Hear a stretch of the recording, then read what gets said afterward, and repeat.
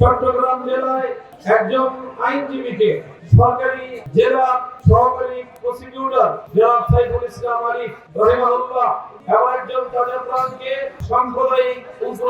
হিন্দুত্ববাদী সংগঠন ইসকনের জঙ্গিবাদীরা নির্মমভাবে কুপিয়ে জবাই করে প্রকাশ্য দিবালোকে যেভাবে হত্যা করেছে, এই বর্বর হত্যাযজ্ঞের নিন্দা জানাই এবং এই জাতীয় হত্যাকাণ্ড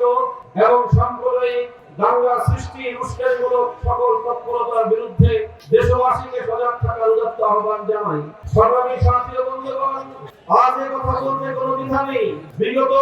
জুলাই এবং আগস্ট মাসে বাংলাদেশে যে বিপ্লব সংঘটিত হয়েছে, এই বিপ্লব এবং অভ্যুত্থান এদেশের মানুষের বহু ত্যাগ, কোরবানি আর নজরানার মাধ্যমে অর্জিত হয়েছে। এখানে বহু অংশীদার রয়েছে বিপ্লবের জালিম স্বৈরাচারী শেখ হাসিনা 15 বছরের জুলুম এবং অত্যাচারের স্টিম রোলারে নিষ্পেষিত হয়েছে বাংলাদেশের মানুষ।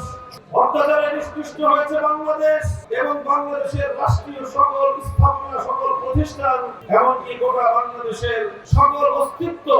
বাংলাদেশের বিশ্ব দরবারে সমুজ্জ্বল ভাবমূর্তি সবকিছুকে গ্রহণ করে দিয়ে বাংলাদেশকে ধ্বংসের দ্বার প্রান্তে দাঁড় করিয়ে দিয়েছিল। এই দীর্ঘ অত্যাচার, অবিচার এবং হত্যাযজ্ঞে অনেকে ক্ষতিগ্রস্ত হয়েছে। তবে সবচেয়ে বেশি যে শ্রেণী শেখ হাসিনা এবং তার ফ্যাসিবাদের আক্রমণের শিকার হয়েছে, শ্রেণী হিসেবে তারা সবচেয়ে বেশি হলো ইসলামী জনতা, এদেশের আলেম সমাজ। আমি সেই সকল বীর শহীদদের সকলকে আমি শ্রদ্ধা করে স্মরণ করি, যারা বিগত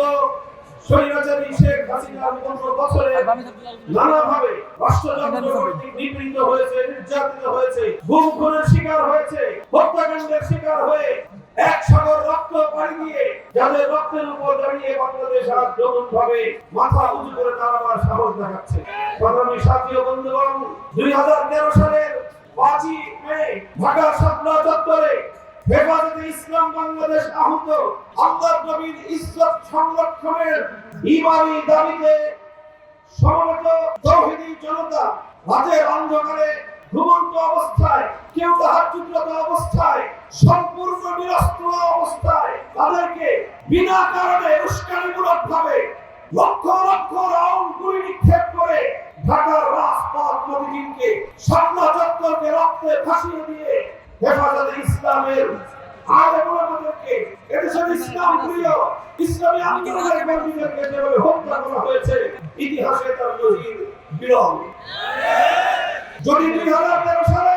এদেশের সকল শ্রেণী এবং পেশার মানুষ ঐক্যবদ্ধ হয়ে হেফাজতে ইসলামের আলেম সমাজের পাশে দাঁড়াতো, তাহলে বাংলার ক্ষমতার মস্তকে শেখ হাসিনার মতো দানব তৈরি হতো না। সেই ঘটনা সূত্র ধরে বলতে চাই, 2013 সালের